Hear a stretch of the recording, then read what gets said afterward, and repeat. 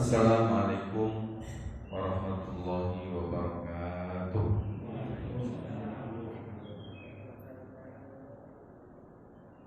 Alhamdulillah, alhamdulillahilladzi anzala as-sakinata fi qulubil mu'minin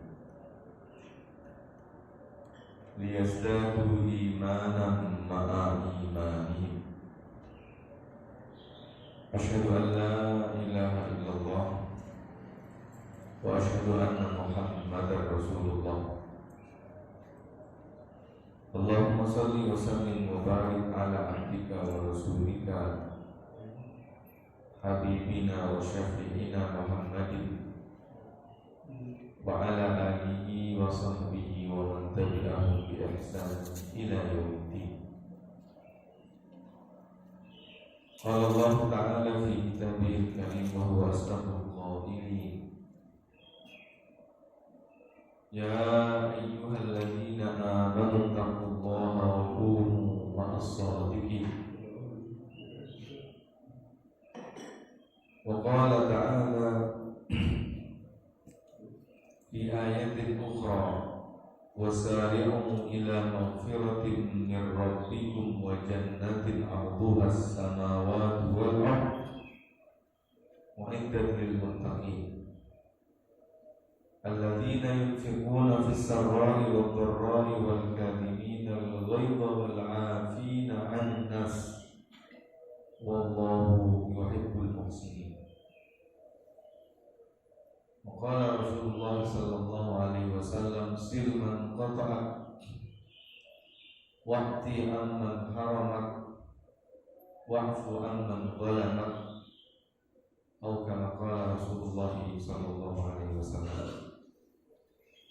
Bapak-bapak, ibu-ibu, hadirin hadirat jamaah salat subuh yang dimuliakan,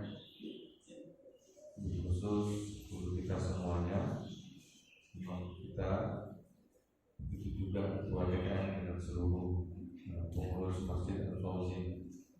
Mudah-mudahan Allah memberikan memperpanjang kesehatan dan juga keberkahan dalam seluruh aktivitas yang dilakukan.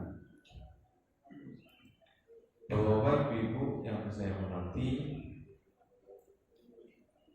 masih dalam suasana Syawal, izinkan saya Al-Fakir Muhammad Khairin bin Suwaji menyampaikan selamat Hari Raya Idul Fitri 1443 Hijriah, seraya merafakkan doa kepada Allah Subhanahu wa taala. Mudah-mudahan seluruh amalan yang kita lakukan pada bulan Ramadan diterima oleh Allah Subhanahu wa taala, dicatat sebagai amal kebaikan. Taqabbalallahu minna wa minkum taqabbal ya karim, kullu 'amin wa antum bi khairin wa ja'alana Allah wa iyyakum minal amidina wal faizin. Mohon maaf lahir dan batin. Bapak-bapak, ibu-ibu yang saya muliakan, pada kesempatan pagi hari ini, karena masih dalam suasana lebaran dan katanya belum dibahas terkait dengan hal ini, maka tema yang akan kita sampaikan adalah melestarikan fitrah dan memperkuat tali silaturahim. Idul Fitri itu disebut dengan Idul Fitri karena fitri itu artinya adalah berpulang. Jadi lebaran ini disebut dengan fitri karena pada hari itu orang diperkenankan secara bebas untuk makan dan minum, berbuka. Lawan daripada fitri itu adalah as-shaum. Jadi ketika selama bulan Ramadan seseorang itu dibatasi makan dan minumnya, dibatasi untuk berhubungan dengan pasangannya yang sah. Nah, ketika masuk Syawal pada 1 Syawal, bukan hanya sekedar disuruh bebas makan dan minum, tapi justru diharamkan berpuasa. Sehingga 1 Syawal itu salah satu di antara hari-hari yang dilarang berpuasa bersama dengan tanggal 10 Dzulhijjah dengan hari-hari tasyrik 11, 12, dan 13. Ini kenapa Lebaran itu disebut dengan Idul Fitri. Di saat yang sama, Lebaran kita ini selalu terkait dengan kefitrahan. Ya. Disebut dengan fitrah karena pada ketika itu Allah telah menghapus dosa sang hamba. Kata Nabi kan, siapa yang puasa bulan Ramadan, siapa yang tarawih di bulan Ramadan, dan pelaksanaannya dilandasi dengan keimanan dan ketakwaan, maka diampunkan dosanya. Sehingga dalam riwayat yang lain disebut kharaja min dzunubihi kayaumi waladathu ummuh. Dosanya itu berjatuhan bersih persis seperti ketika ia dilahirkan dari rahim ibu. Nah, itu suasana fitrah itu. Fitrah bersih, suci dari dosa, suci daripada kesalahan karena diampuni. Nah, oleh karena itu Lebaran kita ini bahagia bukan karena kita ini boleh makan dan minum, tetapi bahagia karena kita insya Allah husnudzonnya dosa kita telah diampuni. Ibu-ibu kalau disuruh milih mana yang akan dipilih, puasa terus atau dipersilahkan makan dan minum? Ibu. Jadi Lebaran itu kan seneng kan? Kenapa seneng, Bu? Karena udah nggak puasa lagi. Kita sudah melaksanakan Ramadan, insya Allah. Kita iya. nggak urusan ada, bacaan ada. Iya. Jadi Lebaran itu kita bunga seneng, bukan cuma karena kita boleh makan dan minum, tapi insya Allah dosa kita telah diampuni. Ya husnudzonnya demikian karena Nabi menjanjikan man shoma ramadhana imanan wa ihtisaban ghufira lahu. Nah, ketika kita boleh makan dan minum itulah namanya fitri. Di saat dosa kita telah diampuni itulah namanya fitrah. Nah, sehingga di sebalik Idul Fitri, sebelum Idul Fitri itu dirayakan, ada syariat namanya zakat. Ada yang menyebut zakatul fitri, ada yang menyebut dengan zakatul fitrah, zakat fitrah. Kalau di dunia Arab menyebutnya itu zakat ru'us. Kenapa disebut dengan zakat ru'us? Ru'us artinya kepala. Kenapa disebut zakat ru'us? Karena zakat ini dibayarkan berdasarkan kepala. Berapa jiwa yang masih ada? Yang kecil, yang tua, yang sepuh, yang pikun, yang baru lahir, nah, dia dibayarkan zakat. Nah, Bapak Ibu ini Idul Fitri. Nah, ketika kita ngomong melestarikan fitrah, ini karena ketika Ramadan selesai dan dosa kita telah diampuni, itu semestinya kita sudah nggak punya beban dengan dosa dan kesalahan. Kalau tidak punya beban, maka semestinya, lazimnya, logisnya, itu ibadahnya tetap semangat. Karena diantara hal yang membuat seseorang itu malas beribadah, itu ketika memiliki beban dosa dan kesalahan. Semakin banyak orang melakukan salah, semakin berat beribadah. Semakin bersih jiwanya, semakin semangat beribadah.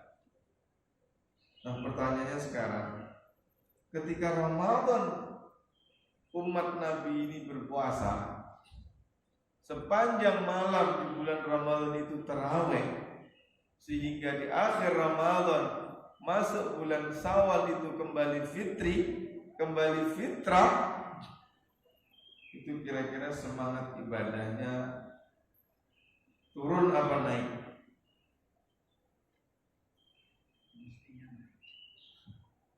Nah, pakai Syahruddin jamaahnya maju apa mundur?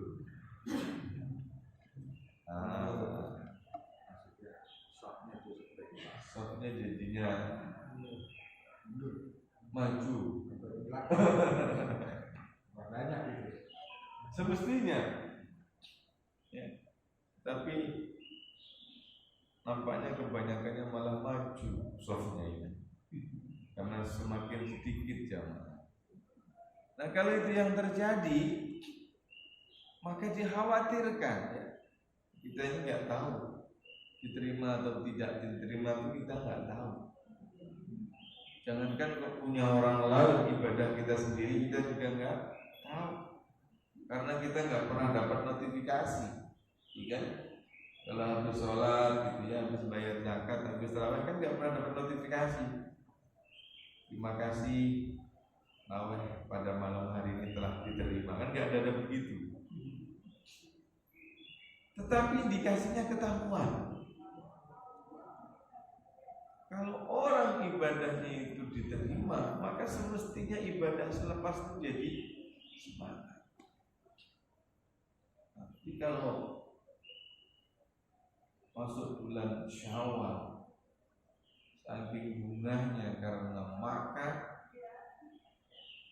sehingga akhirnya sholatnya jadi gak diusir lagi, sudah dikasih kesempatan puasa 6 hari yang dinilai sebagai puasa 1 bulan, tapi sudah masuk ke pekan keempat masih belum mulai Syawal, gitu.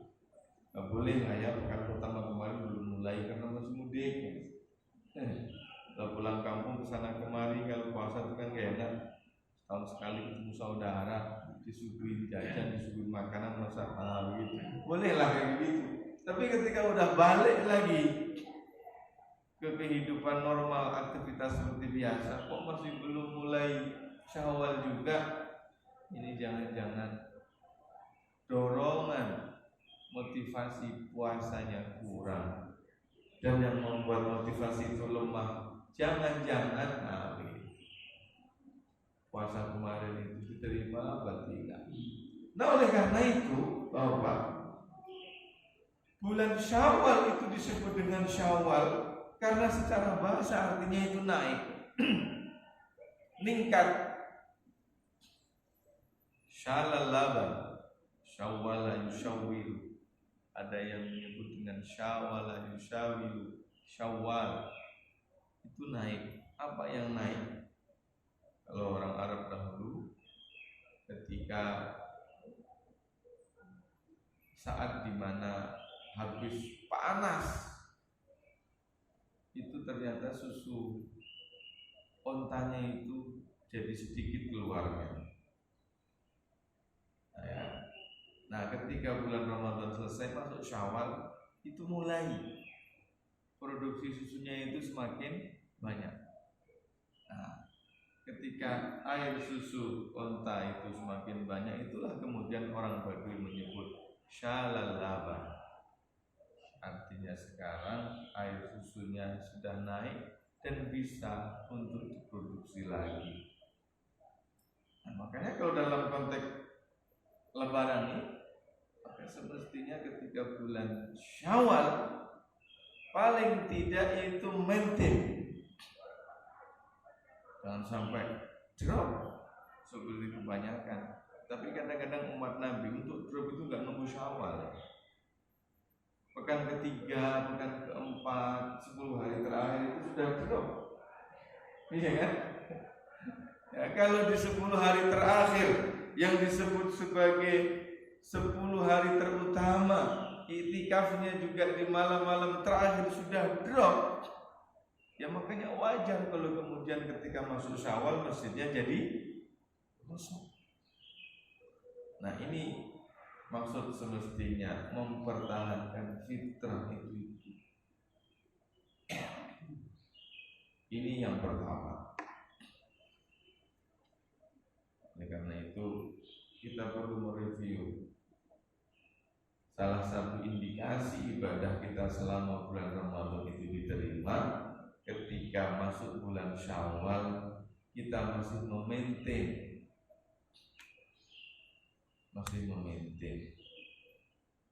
Termasuk kenapa Allah mensyariatkan puasa 6 hari di bulan Syawal, itu juga bagian daripada indikator. Orang ketika disuruh ngempet nahan selama 1 bulan, kemudian dibolehkan makan minum, ini orang kira-kira kebelanjur apa enggak? Coba saya kasih puasa 6 bulan, maaf 6 hari, yang nilai 6 hari itu sama seperti menyempurnakan 1 tahun. Sudah kurang apa itu motivasi ganjarannya? 30 hari kali 10 jadi 300, menyempurnakannya 6 hari kali 10 jadi 60, 300 tambah 60, 360 hari, 1 tahun.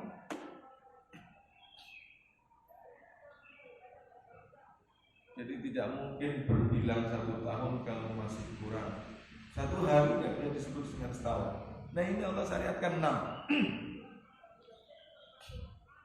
Nah, jadi kalau puasa 6 hari ini menjadi perhatian sang hamba, maka kemungkinan sang hamba ini memiliki indikasi puasa kemarin itu berimpak pada imannya, sehingga imannya naik. Ketika imannya naik, maka ketaatan semakin nambah. Tapi kalau puasa 6 hari yang telah dijanjikan dengan pahala yang besar itu tidak menjadi perhatian, maka juga belum. Jangan-jangan kemarin puasanya itu nggak bisa menjadi peningkat iman. Kalau imannya nggak meningkat, ya berarti ibadahnya juga tidak kuat. Ini poin yang pertama, melestarikan fitrah. Kemudian yang kedua adalah memperkuat silaturahmi. Ketika persoalan kita sama Allah sudah diampuni, maka semestinya kita menyempurnakan keampunan dengan sesama anak Adam. Jadi ketika Nabi mengatakan ghufira lahu ma taqaddama min dzambi, dosa yang akan diampuni itu adalah doa yang terkait dengan Allah. Sementara dosa yang terkait dengan sesama Adam itu Allah nggak ikut campur. Selesai nggak selesai itu tergantung kalian. Kalau kalian pengen menyelesaikan dengan sesama anak Adam, saya akan selesaikan. Tapi kalau kalian enggak, saya nggak bisa. Nah itu namanya hukukul adami, hak anak Adam. Oleh karena itu, disinilah urgensinya halal bihalal itu. Ya, urgensinya halal bihalal apa? Untuk menyempurnakan kemaafan. Ketika dengan Tuhan telah dimaafkan, maka sekarang kita menyempurnakan kemaafan dengan sesama anak manusia. Sehingga halal bihalal itu babnya bab muamalah. Kalau di dalam hadis itu ada istilah yadan biyadin, ada naqdan binaqdin, ada halan bihalin. Maka ini ketika lebaran para ulama kita merumuskan ada namanya halal bihalal. Halan bihal apa? Halalan bihalalin kita artinya ya. Artinya apa? Untuk saling menghalalkan. Apa yang dihalalkan? Salah masa silamnya. Dengan siapa? Dengan sesama Adam. Mulai dari pihak yang paling dekat, pasangan, orang tua, anak, family, kerabat, jiran, tetangga, kemudian terus membesar, meluas, melebar. Oleh karena itu, halal bihalal itu sesungguhnya adalah membicarakan salah. Halal bihalal itu spiritnya ingin menyelesaikan salah. Halal bihalal itu ingin mengakui salah. Kalau yadan biyadin, naqdan binaqdin, halan bihalin, itu artinya ittihadul majlis. Jadi harus satu majlis. Nah makanya halal bihalal itu mestinya memang harus bersemuka. Ya. Tapi kadang-kadang sekarang ini gara-gara ada medsos, orang minta maaf itu melalui WA, membuat broadcast, Assalamualaikum minta maaf sampai terakhir, kemudian disebar ke seluruh kontaknya. Saya ingin tanya, ketika permintaan maaf itu disampaikan melalui WA, itu kira-kira kalau membalas, mau memaafkan atau enggak memaafkan, itu terpaksa harus membalas juga, tidak? Bisa saja kita ini membalas sama-sama, tetapi hati kita masih, karena kita enggak bersemuka. Tetapi kalau bertatap muka, itu kemungkinan betul-betul memberi maafnya itu lebih besar daripada WA. Kadang-kadang kita jawab WA itu juga sudah punya apa? Sudah punya format, ya kan? Jawab WA pun sudah punya format. Kalau sekarang foto bisa dijadikan sebagai background, bawahnya dikasih kata-kata. Hingga kalau ada orang ngirim minta maaf pun kemudian kita balas ceres langsung sambil rebahan. Nah, makanya halal bihalal itu memang semestinya permohon maaf dengan bersama itu semestinya adalah bersemuka bertatap. Untuk apa? Tadi untuk menyelesaikan salah, untuk membicarakan salah, untuk mengakui salah. Dengan demikian kalau ada orang mengadakan halal bihalal kok tidak mengakui salah, tidak membicarakan salah, dan tidak meminta maaf akan salah, maka acara itu dianggap sebagai acara yang salah. Karena tema sentral halal bihalal itu adalah memaafkan, saling menyelesaikan salah. Jadi kalau orang bikin halal bihalal tapi tidak hadir menyelesaikan salah, berarti acara itu salah. Datang karena gak enak sama alumni, datang karena enak karena keluarga besar, tetapi ternyata ketika hadir dia mojok di sebelah sini, gak mau ketemu yang itu yang di sana. Kenapa? Itu jadi masalah ya. Dan kalau lagi reuni kan nyomplok gitu kan. Nah ini kadang-kadang nggak ketemu semua ini, menghindar dari yang sebelah situ. Apa? Ini halal bihalal. Bapak ibu-ibu yang saya hormati, memaafkan itu susah apa gampang? Tanya ibu-ibu ya, Bu, memaafkan itu susah apa gampang? Dulu ya Pak Ustaz, tapi dengan berjalannya waktu insya Allah mudah. Sekarang mudah. Memaafkan tapi tidak melupakan. Itu dia. Subhanallah. Berat. Karena orang yang bisa memaafkan itu hanya orang yang ikhlas saja. Orang yang bisa memberi maaf itu adalah hanya orang yang ikhlas. Kalau hatinya enggak ikhlas, hatinya enggak ridho, hatinya enggak lepas, enggak mungkin bisa minta maaf. Maaf, enggak mungkin memberi maaf, apalagi minta maaf.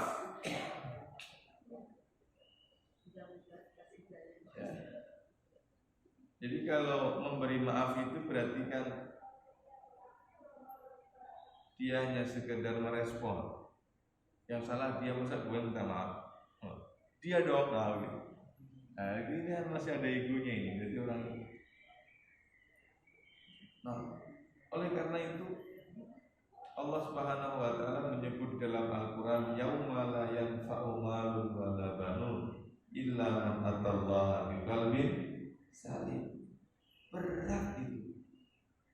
Jadi tiket utama yang akan membuat kita ini bisa ketemu dengan Tuhan di hari kiamat nanti itu adalah hati yang bersih. Dan hati yang bersih inilah yang kemudian bukan hanya sekedar akan memberi maaf kalau ada orang minta maaf, tetapi sebelum orang minta maaf itu juga sudah dimaafkan. Dan itu berat. Itu berat. Karena pada saat seseorang itu harus minta maaf, dia harus menekan egonya. Pada saat seseorang itu memberi kemaafan, dia itu harus mengetepikan egonya.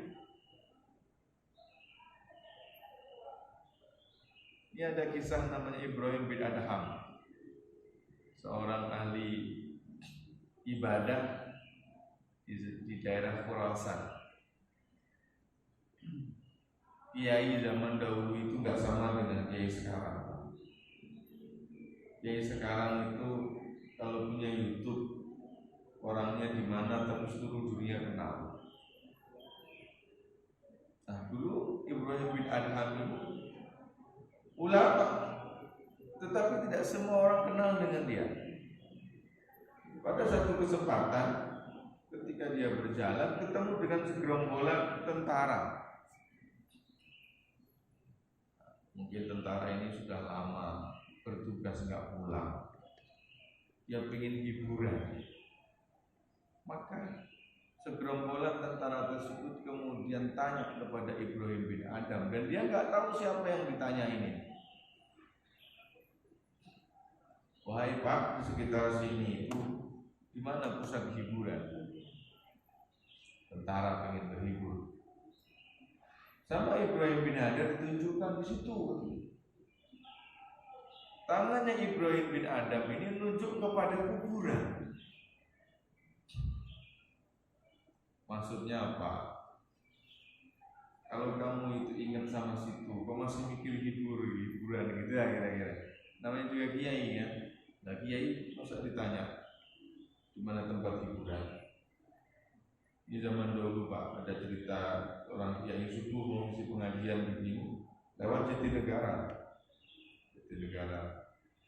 Pas keluar tol itu, kan dulu ceritanya katanya ada banyak entah bencong beneran apa enggak bencong gitu. Udah jelas-jelas nih, ya ini pakai sorban, pakai songkok, ditawarin juga, kan lampu merah itu kan, ditawarin juga. Ya. Nah sama Ibrahim bin Adham ditunjukkan, situ. Setelah dilihat ternyata itu kuburan. Kok marah itu tentara? Dipukul Ibrahim bin Adham. Ibrahim bin Adham ini diam saja. Sampai kemudian jalan Ibrahim bin Adham. Sampai pada akhirnya ada penduduk kampung yang mengatakan, kalian tahu nggak siapa yang kamu pukulin tadi? Tentara kemudian, emang siapa dia? Dia adalah seorang ulama ahli ibadah, wali di tanah Khurasan. Ternyata tentara tadi itu takut. Akhirnya dikejar Ibrahim bin Adham tadi. Setelah ketemu, wahai Tuhan, saya mohon maaf atas kelancangan kami dan kekerasan yang kami lakukan kepada Tuhan saya. Apa jawab Ibrahim bin Adham? Tidak apa-apa. Sebelum kamu minta maaf itu saya sudah maafkan. Dan saya memohon kepada Allah Subhanahu wa taala surga. Bagaimana mungkin kau seperti itu nggak marah, nggak apa, nggak mencaci? Karena ketika Anda itu melakukan kesalahan kepada kami, kepada saya, sesungguhnya pada saat itu Allah sedang membukakan pintu surga melalui jalan memberi kemaafan. Sehingga di dalam surah yang tadi saya baca, wasari'u ila maghfiratin min rabbikum wa jannatin arduha as-samawati wal ardh uiddat lil muttaqin. Bersegeralah menuju pintu keampunan surga yang di dalamnya penuh dengan kenikmatan yang luasnya seluas langit dan bumi, yang surga itu disediakan bagi orang yang bertakwa. Siapa yang bertakwa itu alladzina yunfiquna fis sarra'i wad dharra wal kadhiminal ghaidha wal afina 'anil nas. Golongan yang dijanjikan masuk surga itu yang berinfak dalam kondisi senang ataupun susah, dan mereka itu bisa menahan amarah, wa afina 'anil nas, dan memberikan kemaafan kepada manusia. Jadi semestinya memberi maaf itu tidak nunggu ada orang minta maaf. Ini kata Ibrahim bin Adham. Pada saat engkau memukuli saya, pada saat itu juga saya sadar Allah sedang membukakan pintu rahmat masuk surga. Melalui apa? Melalui kemaafan yang akan saya berikan meskipun kamu gak minta maaf. Nah, oleh karena itu, sekali lagi orang itu bisa memaafkan kalau hatinya bersih suci, ikhlas. Kayak kata Ibu Haji tadi itu, memaafkan sih ya Ustaz, tapi melupakan enggak. Nah kalau kayak begini kira-kira ikhlas apa enggak? Melupakan sih udah, tapi kalau maafin sih udah, tapi kalau melupain kayaknya susah. Nah ini berarti tanda belum betul-betul. Jadi ikhlas ini luar biasa ya. Ikhlas itu setan aja nggak doyan. Orang itu kalau ikhlas, setan saja nggak doyan. La'ughwiyannahum ajma'in illa ibadaka minhumul mukhlasin. Ketika setan sudah dikutuk oleh Allah lantaran dia tidak mau sujud kepada Adam, pada saat itu setan berikrar di hadapan Tuhan. Kalau begitu anak keturunan Adam itu semuanya akan saya tumbangkan, semuanya akan saya goda, illa ibadaka minhumul mukhlasin, kecuali hamba-hambamu yang ikhlas ya Allah. Kata setan, ini halal bihalal, ini salah, ini menyelesaikan salah. Nah menurut ilmu salah itu dibagi menjadi 3. Yang pertama adalah salah yang membawa berkah, yang kedua salah yang membawa musibah, dan yang ketiga salah yang membawa susah.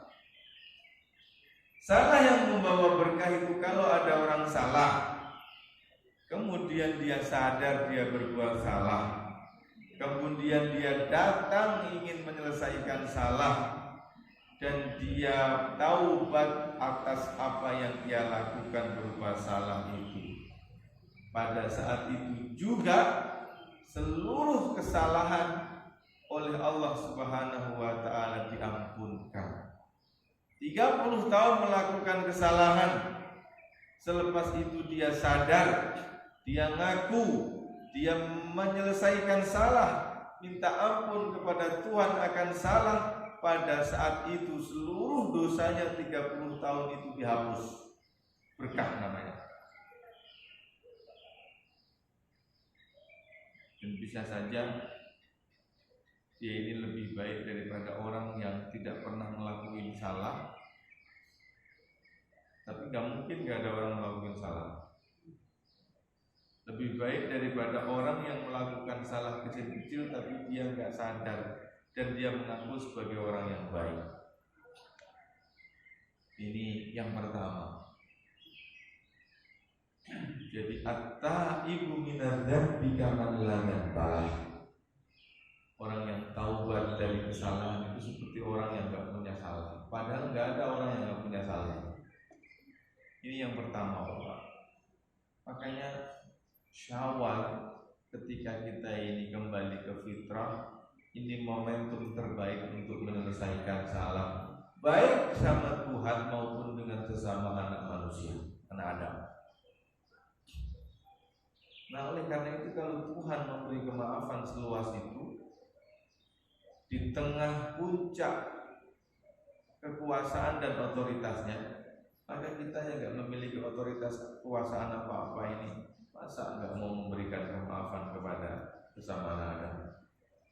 Ini yang pertama, yaitu salah yang membawa berkah. Di mana letak berkahnya?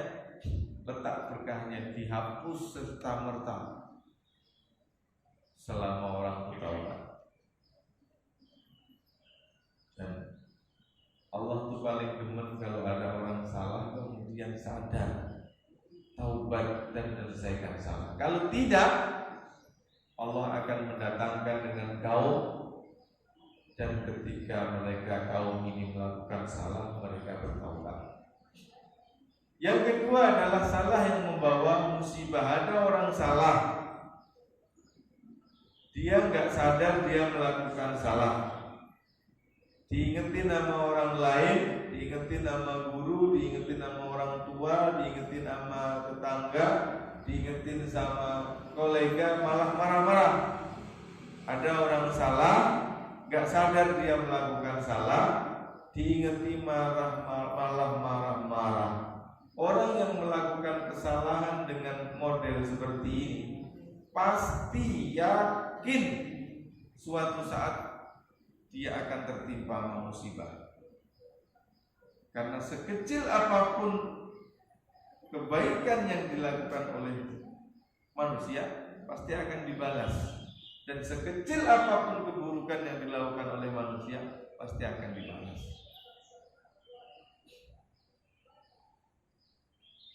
Ini salah jenis kedua.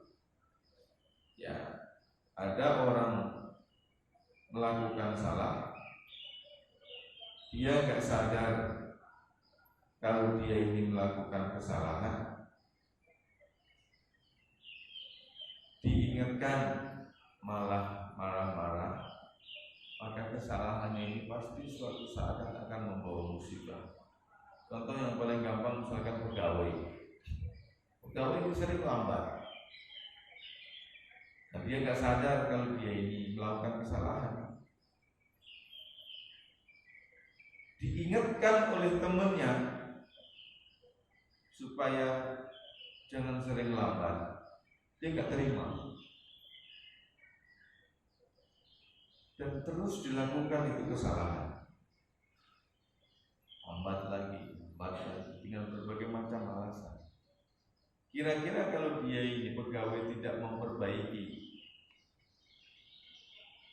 kira-kira nggak lama selepas itu akan dipanggil nggak sama SDM? Dapat SP. Kalau sebelumnya sudah dapat SP nggak terima, masih diulangin lagi, nggak akan dibuang. Musibah akan kena dia. Ini contoh yang paling gampang, kira-kira kayak gitu. Ada orang melakukan kemaksiatan sekali, dua kali, dibiarin aja sama Allah seperti biasa. Orang nggak tahu, keluarganya nggak tahu, tapi masih biasa saja, dan terus mengulangi. Temannya tahu jangan kayak begitu. Di rumah ada keluarga, ada anak yang sudah semakin membesar. Banyak ngomong, saya yang ngelakuin. Nah, gitu kan kadang-kadang orang nggak terima. Nah, ini biasanya kesalahan yang dilakukan berulang-ulang, bahkan merasakan kenyamanan, kenikmatan dengan kesalahan itu, biasanya suatu saat Allah akan kasih musibah dengan beragam bentuk musibah. Mungkin saat ini dia enggak, tapi mungkin suatu saat nanti entah menimpa pasangannya atau menimpa anaknya dan seterusnya, atau bahkan anaknya yang melakukan benda yang sama yang dia lakukan. Kalau anak punya anak perempuan digituin, kalau punya anak lagi yang menggitukan, pukul. Ketika sudah semestinya menikmati hidup tenang dengan keluarga, tiba-tiba ada jeder. Nah, ini khawatir ada balasan daripada kesalahan yang dilakukan berulang-ulang yang jadi musibah. Fal yawma la tudlamu nafsun syai'a, kata Allah, wa la tujzauna illa ma kuntum ta'malun. Ini jenis yang ketiga, salah yang membawa susah. Ada orang salah, nggak sadar melakukan salah, diingatkan malah marah-marah. Ketika melakukan salah tiba-tiba jadi jenazah, dimasukkan ke alam barzah, pasti disiksa oleh malaikat zamannya. Nah, kalau mati dalam keadaan nggak sempat bertaubat menyelesaikan salah, kan pasti susah di sananya. Kalau masih sempat kan alhamdulillah. Tapi kalau nggak sempat, innalillah, di alam barzah disiksa oleh malaikat zamannya. Nah, ini salah yang nomor 3, salah yang membawa susah. Kalau salah yang membawa musibah, mungkin orang itu akan jadi insaf selepas dapat musibah. Kadang-kadang ada orang itu harus tobat, ada orang itu bisa tobat selepas dapat disentuh sama musibah. Tapi kadang-kadang Allah nggak kayak gitu, kadang-kadang Allah membiarin. Enak semuanya.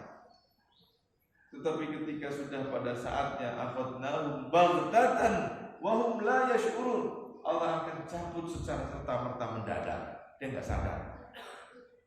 Nah, ini yang khawatir nomor 3 ini. Yang nomor 2 mudah-mudahan dengan dikasih musibah dia kemudian jadi insaf. Tapi yang khawatir itu kalau mendadak saat melakukan salah jadi musibah, jadi jenazah, dimasukkan ke alam barzah. Kalau sudah kayak gitu pasti susah. Oleh karena itu ibu-ibu, kalau bisa dan semestinya kalau mau apa-apa itu harus izin sama suami. Kalau ikut arisan, izin suami. Jangan sampai ibu misalkan meninggal dalam keadaan masih punya kewajiban arisan, sementara bapak-bapak nggak tahu. Kalau bapak-bapak nggak tahu, kira-kira bapak akan bayar nggak arisan itu terus apa? Kalau enggak, berarti ibu masih punya utang dalam keadaan meninggal. Kalau dalam keadaan meninggal punya utang, di sana susah apa senang? Senang apa susah? Nah, ini jenis yang ketiga. Karena kata para ulama kita, dulu ibu itu ketika awal, ibu itu yang melamar atau yang dilamar.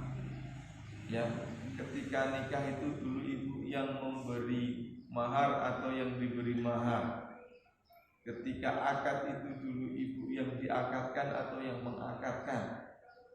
Giliran sudah jadi suami, sudah menjadi istri seorang laki-laki, masa kemudian kalau mau apa-apa nggak izin sama suami? Khawatirnya begitu. Kalau punya hubungan muamalah dengan sesama anak Adam, suami nggak tahu karena takut, karena apa namanya nggak bilang dulu ketika masih ada, itu akan jadi susah. Nah, ini 3 jenis salah yang membawa berkah, dan ini yang semestinya harus kita pegang sekarang ini. Yang kedua salah yang membawa susah, dan yang ketiga adalah salah yang membawa musibah. Jadi lagi-lagi memang berat minta maaf ini, kecuali hati yang bersih. Dan ada 3 jenis orang yang susah ngakuin salah. Yang pertama, mohon maaf, yang pertama siapa? Orang kaya. Orang kaya itu sulit sekali ngaku salah kalau dia melakukan salah, karena dia merasa kekayaannya itu bisa mencitrakan dirinya sebagai orang yang tidak pernah salah. Kalau pernah melakukan salah pun dia dibebaskan dari salah.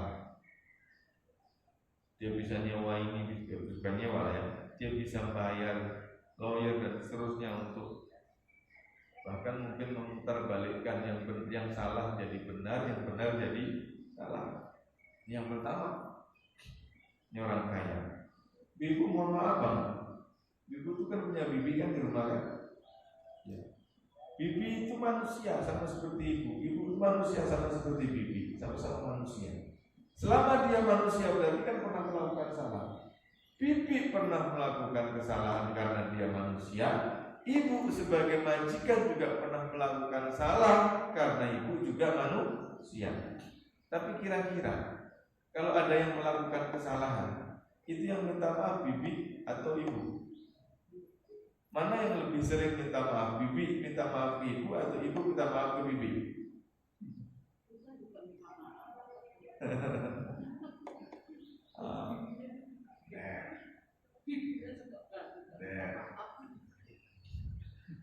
Ketika kemarin bibi mau izin mau mudik mau lebaran itu, siapa yang minta maaf duluan? Itu contoh orang kaya itu biasanya sulit ngaku salah kalau melakukan salah. Dan itu ada dalilnya. Innal insana la yatgha ar-ra'ahus tahna. Semua orang punya potensi melampaui batas, termasuk ketika dia melakukan kesalahan.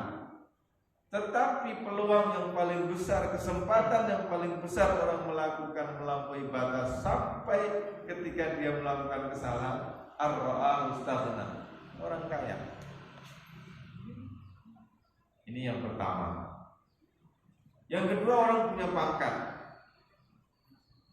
entah di kantor, entah di pemerintahan, itu biasanya juga sulit ngaku salah, meskipun dia salah bikin kebijakan, meskipun dia salah bikin keputusan, dia pasti akan mencari cara untuk menyampaikan alasan. Tapi kalau seandainya anak buahnya yang salah, iya, ini yang nomor dua. Ada 3 jenis. Kita nggak ngomongin siapa ya, tapi kita ngomongin apa. Makanya kalau kita ini jadi anak buah, kalau ada kesalahan terjadi, nggak usah dicari siapa yang melakukan salah. Sebaiknya buru-buru minta maaf aja dulu lah, meskipun bukan kamu yang ngelakuin. Kenapa? Sebab kalau enggak pun nanti kita yang disalahkan. Lebih baik kita ngaku salah dulu. Terlalu jauh ini. Paling enggak kalau kita sudah minta maaf, kita nggak akan dipersalahkan. Loh, kenapa kamu minta maaf? Kan bukan kamu yang melakukan kesalahan. Nah, aman kan?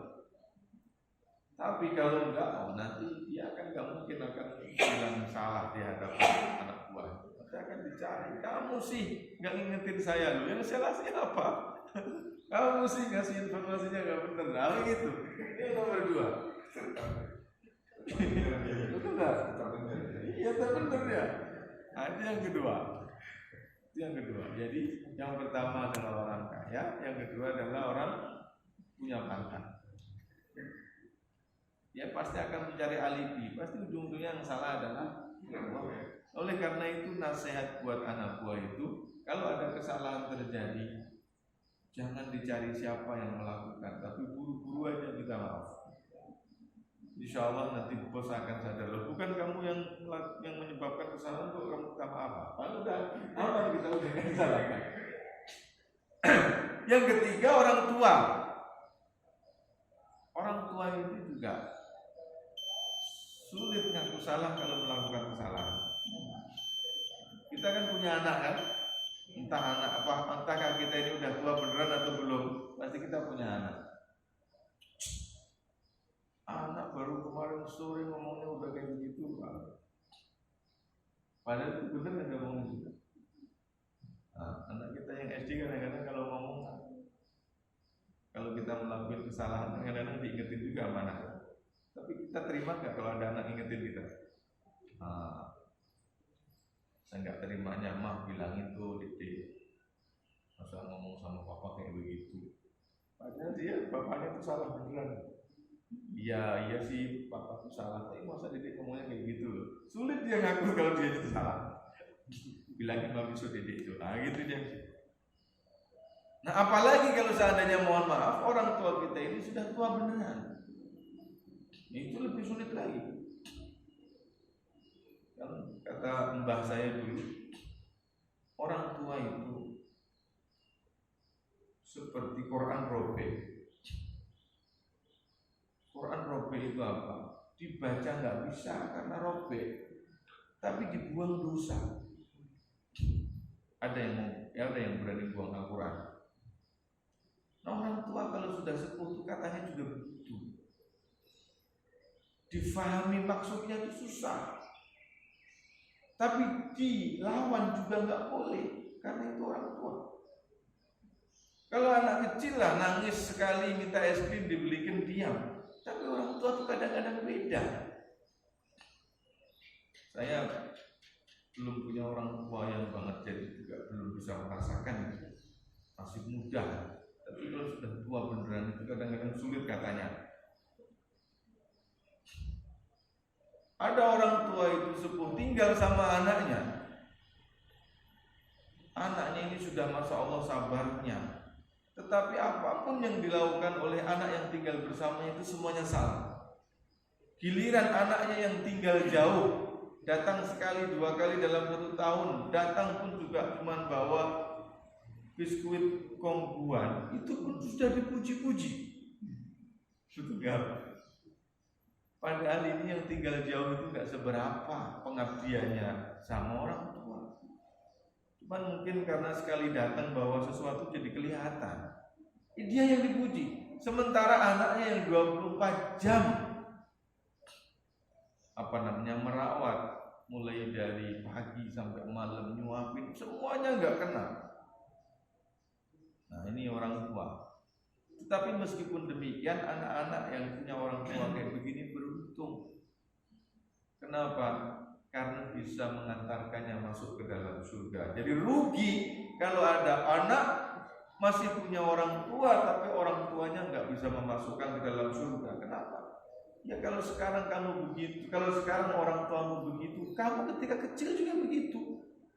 Pagi minta apa, sore minta apa, sore malam minta apa, dan itu disabarin sama orang tua kita.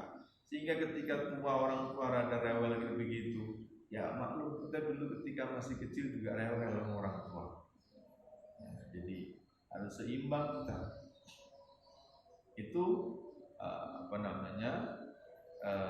yang bisa sampaikan pada pagi hari ini. Jadi ada 3 jenis kesalahan. Kesalahan yang membawa berkah, salah yang membawa musibah, salah yang membawa berkah. Dan memaafkan itu susah. Ngaku salah itu juga susah. Terlebih-lebih dalam 3 golongan orang. Yang pertama adalah orang kaya, yang ketiga orang pangkat, dan yang kedua orang pangkat, dan yang ketiga adalah orang tua. Nah yang kasihan itu kalau ada pegawai, ya, bosnya itu bukan sekedar kaya, tapi sudah tua. Nah itu sulit, itu gimana caranya? Betul nggak? Yang namanya bos kan punya pangkat, kaya, udah itu tua pula, susah. 3 generasi, bosnya itu umurnya 60-an, sementara karyawan umur 20-an, kan 3 generasi. Itu untuk menselaraskan pola pikir antara generasi pertama dengan generasi 3 itu susah. Maka sabar saja. Assalamualaikum warahmatullahi wabarakatuh.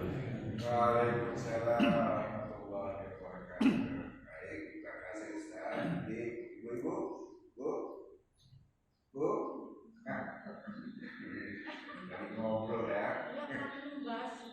Ya, pokoknya besok-besok Alisa ya kudu di sini.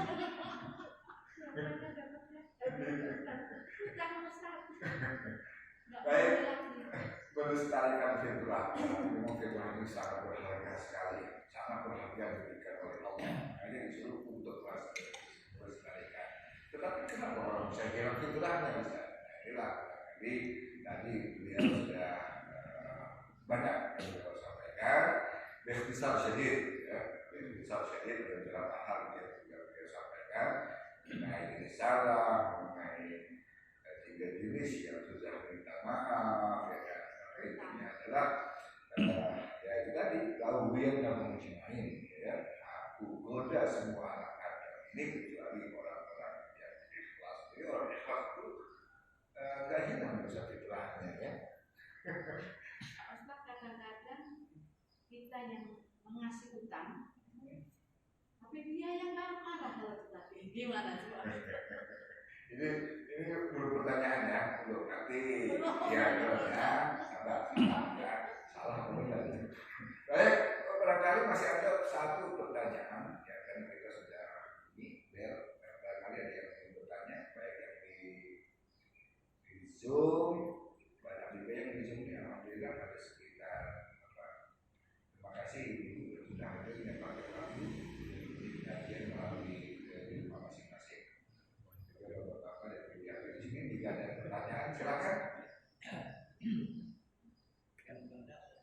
Oke. Kalau yang lain tidak ada, silakan lanjut. Terima kasih Pak Ustaz. Kan tadi disebutkan bahwa berpuasa pada 1 Syawal itu adalah dosa haram hukumnya, berarti berdosa, kan? Nah sekarang timbul masalah apabila penentuan 1 Syawal itu berbeda. Misalnya pernah kejadian 2 organisasi berbeda, yang satu menganggap belum 1 Syawal, yang satu menganggap sudah Syawal. Sehingga kalau kita berpuasa pada hari itu haram hukumnya, sedangkan kalau kita tidak berpuasa pada hari itu sudah salah karena masih termasuk Ramadan. Jadi 2 pilihan yang sulit ini bagi kami orang awam. Sebaiknya Pak Ustaz ambil yang mana? Kita ambil yang pemerintah atau yang organisasi kita? Misalnya katakanlah kita berorganisasi Muhammadiyah belum 1 Syawal, sedangkan yang berorganisasi Nahdlatul Ulama sudah 1 Syawal. Ini kan sebuah sulit bagi kita Pak Ustaz sebagai orang awam, mau ikut organisasi kita atau mau ikut yang pemerintah sebagai umar. Demikian Pak Ustaz. Terima kasih. Assalamualaikum warahmatullahi wabarakatuh. Waalaikumsalam. Langsung saja Ustaz. Baik, terima kasih. Kalau kita perhatikan kondisi kita saat ini, ya, umara itu kan juga memberikan peluang bagi pihak selain dirinya untuk memberikan panduan. Kalau di dunia Arab, dunia Islam secara umum kan nggak ada peristiwa seperti itu. Yang memiliki otoritas dan wewenang untuk menentukan kapan mula dan kapan berakhir kan pemerintah. Kalau dalam situasi seperti itu nggak ada isu. Tapi ketika kita hidup di tempat kita sekarang ini, kemudian muncul yang mungkin menjadi poin saya adalah pemerintah pun juga memberi ruang untuk itu. Dengan demikian kalau seandainya seseorang itu dari sejak awal berpegang kepada salah satu di antara pegangan-pegangan yang diakui itu bisa menghilangkan keraguan. Jadi kalau misalkan ada orang berpegang kepada pemerintah sejak awal, meskipun pada saat itu misalkan belum belum lebaran, ya sudah dia puasa sebagaimana pegangannya. Tapi kalau seandainya seseorang dari awal secara batinnya itu yakin dengan pegangan yang dia pegang, dan pada saat itu misalkan sudah lebaran, ya sudah lebaran. Yang lebaran, yang tidak, ya. Yang pasti yang tidak boleh kita tutup mata adalah pemerintah sebagai ulul amri juga memberikan ruang untuk selain dirinya, selain pemerintah, untuk memiliki panduan dan opini syariah terkait dengan itu. Tapi sebagian ulama menyebut yang kayak begitu itu disebut dengan yaumus syak, hari yang diragui. Dan hari yang diragui ini juga diharamkan puasa. Ini sudah 1 Syawal atau belum? Ini sudah 1 Ramadan atau belum? Nah, tetapi dalam konteks tadi itu kan ragu buat siapa? Ragu buat siapa? Kalau yang ikut sama pemerintah nggak ragu dengan dirinya. Yang ikut dengan Muhammadiyah nggak ragu dengan apa yang dia pegangnya gitu. Nah, kalau Yaum Musyak di era dahulu itu karena dulu itu kan pengumuman orang puasa itu kan nggak seperti sekarang. Era di mana negara belum memiliki perangkat untuk mengumumkan sebagaimana sekarang. Dulu sangat mungkin di sebuah kampung sudah puasa, di kampung yang lain belum. Informasi antara kampung itu tidak sama seperti sekarang. Satu kabilah dengan kabilah yang lain itu jaraknya jauh. Jadi bisa saja di kabilah tersebut ada anak kabilah yang sudah melihat bulan akhirnya puasa, yang sebelah belum. Tapi kalau sekarang kan isbat itu didesain sebegitu rupa. Pada waktu saat isbat itu ada berapa puluh tempat yang digunakan untuk mengobservasi. Jadi sudah sedemikian hebatnya gitu. Nah, disebut kalau sekarang itu kalau disebut dengan yang musyak itu namanya udah nggak ada terjadi lagi. Karena syak bagi yang ini, tapi yang ini yakin. Yang ini syak, tapi yang itu yakin. Nah, gitu. Jadi wallahu a'lam, kalau saya menyimpulkan, selama seseorang itu punya pegangan dan pegangannya itu juga diakui dalam konteks kehidupan bernegara, ya pegangannya itu menjadi keyakinan bagi dirinya. Nah, sesuatu yang seperti ini nggak terjadi di dunia Islam. Di Singapura yang paling dekat adalah, mohon maaf, di Malaysia, di Brunei ini kan nggak ada. Jangankan kok beda kampung. Kalau di kita ini kan dalam satu keluarga aja mungkin beda itu. Iya kan? Mungkin yang mantu dengan yang mertua kebetulan mungkin bertumbuh kembang di corak pemikiran keagamaan yang berbeda. Jadi orang Malaysia itu melihat ada lebaran berbeda itu juga agak aneh. Bisa, ya kan? Ya tapi itu di sini kan memang diakui. Oh di gimana ya kan? Jadi nggak usah ragu, yang penting bapak mau pegang yang apa? Ya pegangannya itu yang paling diyakini. Nah, kayaknya saya begitu jawabnya. Ya. Baik, Bapak dan Ibu sekalian, waktu jualan proyek bersama kita saat kita sholat suruh. Dan perlu kami informasikan sebelumnya, terima kasih Ibu Bapak-Bapak yang hadir di sini, juga terima kasih buat Ibu Bapak-Bapak yang hadir melalui virtual Zoom. Dan saya informasikan bahwa salah satu jamaah kita, beliau yang bernama adalah Teguh Usman Bashar, saat ini kesehatan beliau kurang memungkinkan. Usman, Pak Usman, ya, mungkin sampai juga usia, mungkin sampai lemah sekali. Apakah hal ini rumah sakit atau tidak, kita masih belum tahu informasinya. Tetapi istri beliau kemarin juga sempat dibawa ke rumah sakit, tapi kembali lagi. Ya kita doakan saja bersama-sama. Kenapa? Ibu juga. Ibu sempat dibawa ke rumah sakit, tapi kembali lagi. Begitu ceritanya sampai kepada saya. Kita doakan bersama-sama untuk kesembuhan beliau. Mudah-mudahan segera diangkat penyakit beliau dan kembali beraktivitas seperti biasa dan bisa kembali seperti bersama kita.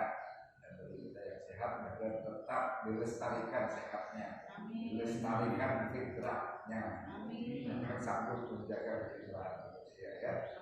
Alhamdulillah kencang ya bilang ya, kalau biar sehatnya tidak bisa mengganggu. Lalu buaya dalam belum, nggak tahu ceritanya seperti apa, tapi memang berdasarkan informasi sangat di bawah yang berdoakan saja. Baik Ustaz, sebagai penutup Ustaz silahkan untuk membacakan doa dan juga buat syifa, doa syifa untuk salah satu jemaah kita. Silakan Ustaz, sempurnakan pertemuan ini. Baik. Qam'an bi maghfiratillahi wa ridhahu wa raja'an bil qabul al-Fatihah.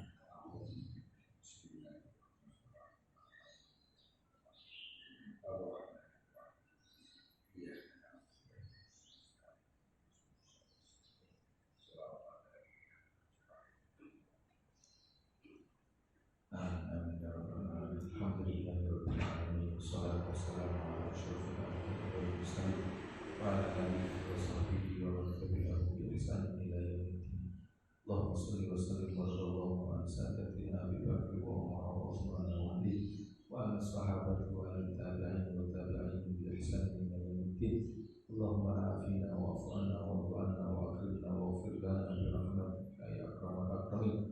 Allahumma ati nufusana taqwa wa zakkiha wa anta khairu man zakkaha anta waliyuha wa maulaha. Allahumma inna nas'aluka ridhaka wal jannah wa na'udzu bika min sakhatika wan nar. Allahumma antas sahib, Allahumma antas sahib, Allahumma antas sahib, faghfir lana bi rahmatika ya akramal akramin. Allahumma inna nas'aluka al-afiyah was-sihhata ad-daimah fid din wad dunya wal akhirah. Allahumma shfi mardana, Allahumma shfi mardana, Allahumma shfi mardana. Fa innaka syafi, fa anta safi, la shifaa illa shifauka, shifaan la yughadiru saqama. Allahumma shfihi, Allahumma shfi akhana Tengku Usman Bishifa'in tamin, bishifa'in tamin, bishifa'in tamin, shifa'an la yughadiru saqama. Allahumma rabbana ighfir lana dhunubana wa israfana fi amrina wa tsabbit aqdamana wansurna 'alal qawmil kafirin. Allahumma rabbana taqabbal minna innaka antas samiul 'alim wa tub 'alaina innaka antat tawwabur rahim. Rabbana atina fid dunya hasanah wa fil akhirati hasanah wa qina adzabannar. Wa sallallahu ala sayyidina Muhammadin wa ala alihi wa sahbihi al-akhir wa sallama tasliman katsiran walhamdulillahi rabbil alamin. Ini yang ini dengan doa tadi maka berakhir pula pengajian kita pada pagi hari ini. Terima kasih Pak Ustaz, terima kasih Bapak-Bapak dan Ibu, dan juga terima kasih kepada Bapak-Bapak dan Ibu yang di rumah masing-masing. Kita bertemu kembali bulan depan di hari ketiga bersama Ustaz Dr. Khairi Iswaidi. Saya Syaifuddin Saidi, kurang lebihnya mohon dimaafkan. Assalamualaikum warahmatullahi wabarakatuh.